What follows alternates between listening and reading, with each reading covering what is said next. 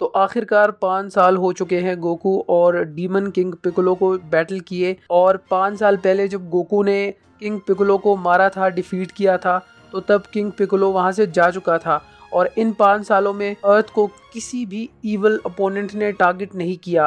5 साल में अर्थ एक पीसफुल एनवायरनमेंट बन चुका है और हीलिंग और प्रॉस्पेरिटी अर्थ में फैल चुकी है चारों तरफ।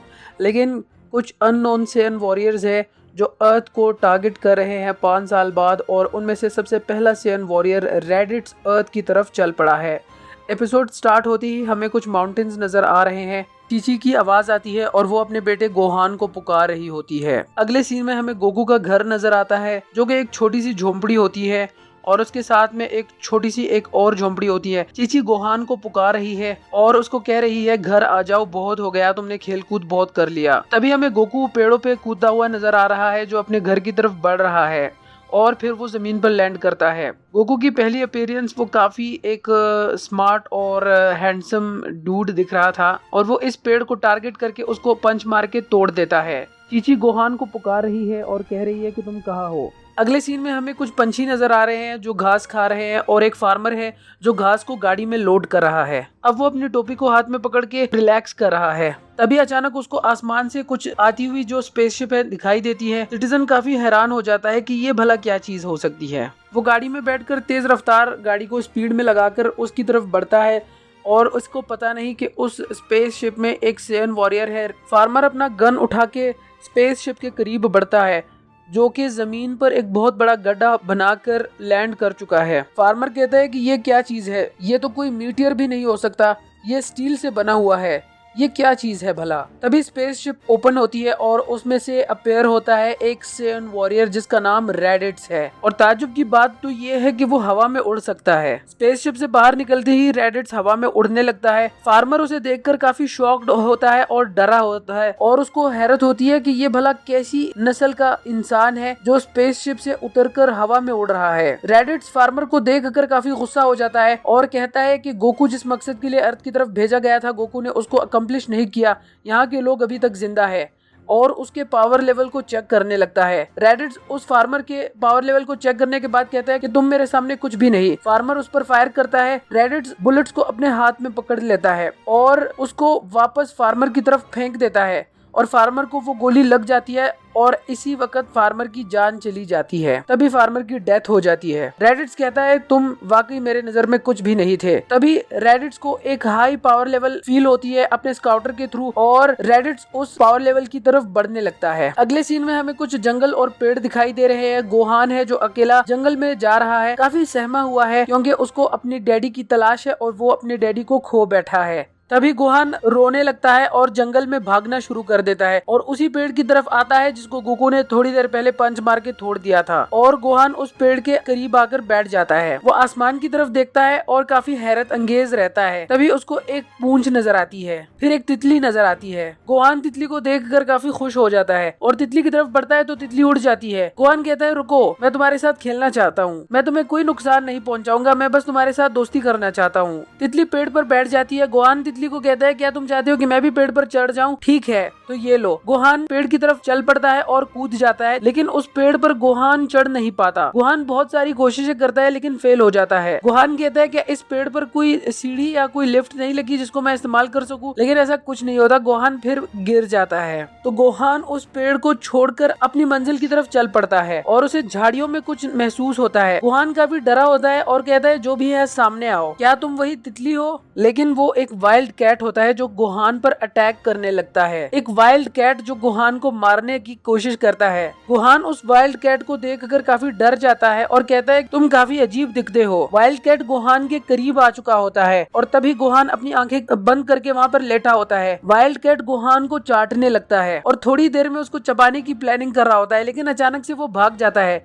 गोहान अपनी आंखें खोलता है और काफी शॉक्ड रहता है और अपनी टोपी को देखता है जो कि वो टाइगर लेके जिसको अभी थोड़ी देर पहले वाइल्ड कैट उठा के भाग गया था। वाइल्ड कैट पीछे देखता है, गोहान उसके पीछे भाग रहा है। वाइल्ड कैट काफी डर जाता है और फिर भागने लगता है। मुझे नहीं पता कि वाइल्ड कैट ने गोहान की कैप को लेकर क्या करना था, उसको तो ऑब्वियसली ड्रैगन बॉल्स का भी नहीं पता। गोहान काफी स्पीड से वाइल्ड कैट के पीछे भाग रहा होता है और वाइल्ड कैट जंप्स मार मार के काफी स्पीड से अपने आप को बचाने की कोशिश कर रहा होता है, लेकिन गोहान को अपनी हेड किसी भी कंडीशन में चाहिए। गोहान पहाड़ से नीचे गिर जाता है और चीखने लगता है। तभी गोहान अनकॉन्शियस हो जाता है। अगले सीन में गोहान अपने पूंछ को इस्तेमाल करते हुए एक पेड़ पर उल्टा लटका होता है। अगले सीन में पंछी है जो हवा में उड़ रहे होते हैं और गोकू गोहान की तलाश में उसी पेड़ की तरफ आता है जहाँ पर थोड़ी देर पहले गोहान बैठा था। गोहान पानी के ऊपर जो पत्थर पड़े हैं वहाँ पर बैठ जाता है और किसी भी तरह से वो पानी को क्रॉस करने की कोशिश करता है और वो मम्मी डैडी पुकार रहा होता है क्योंकि उसको अपने घर जाना है। अगले सीन में एक बर्ड है जो एक पेड़ पे बैठा दिखाई देता है। गोहान उसको देखकर काफी खुश हो जाता है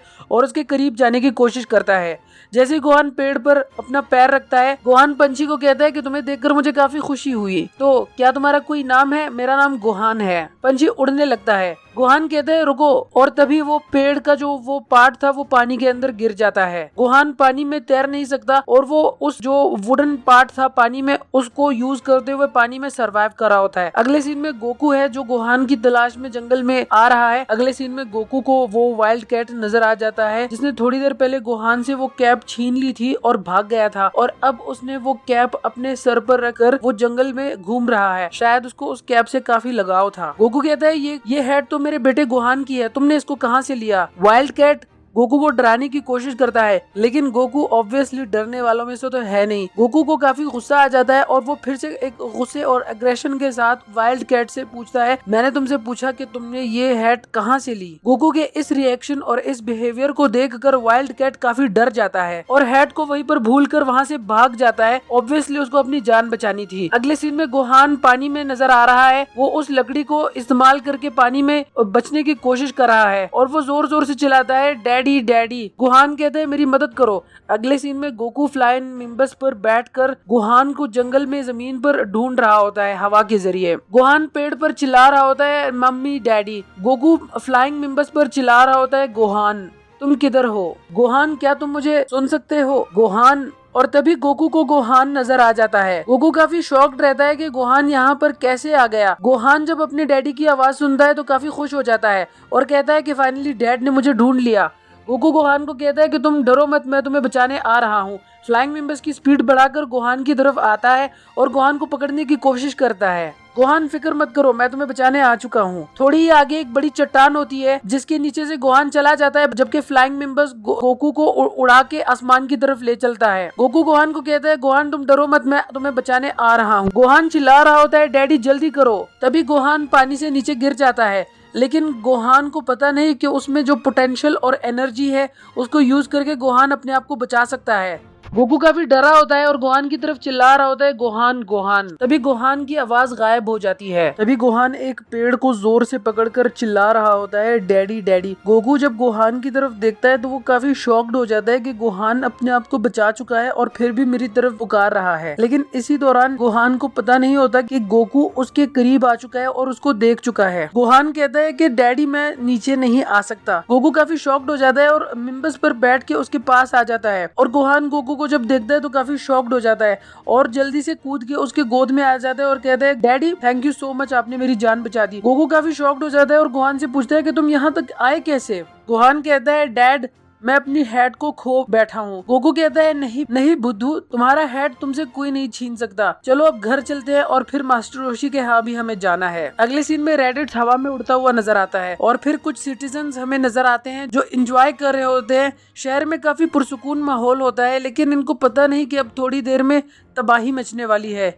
रेडिट्स सिटीजन्स को जब देखता है तो उसको काफी गुस्सा आ जाता है और वो गोकू को ढूंढ रहा होता है और वो कहता है, गोकू तुम अपने मकसद में अभी तक फेल रहे हो। पिकोलो को रेडिट्स की एनर्जी वेव्स महसूस होती है और वो काफी डर जाता है। वो कहता है, ये क्या चीज है? मैंने इतनी बड़ी एनर्जी लेवल्स को आज तक महसूस नहीं किया। ये गोकू तो नहीं हो सकता ऑब्वियसली, क्योंकि ये काफी बड़ी मैसिव एनर्जी लेवल्स है। रेडिट्स पिकोलो के करीब आकर लैंड करता है और कहता है कि एक्सक्यूज मी ग्रीन मैन, मैं किसी की तलाश में हूँ जिसका नाम कैकारोट है, मुझे लगा कि वो तुम होगे लेकिन तुम नहीं हो। पिकोलो कहता है कि तुम्हें अंदाजा नहीं कि तुम किससे पंगा लेने आए हो, यहाँ से उल्टे पाँव निकल जाओ वरना तुम बहुत पछताओगे। रेडिट्स कहता है क्या ऐसा है, तो चलो आजमाते हैं। पिकोलो कहता है कि मैं अभी लड़ने के मूड में नहीं हूँ, दफा हो जाओ यहाँ से। रेडिट्स कहता है कि मैं तुम्हारे पावर लेवल को चेक करता हूँ जो कि सिर्फ 332 है।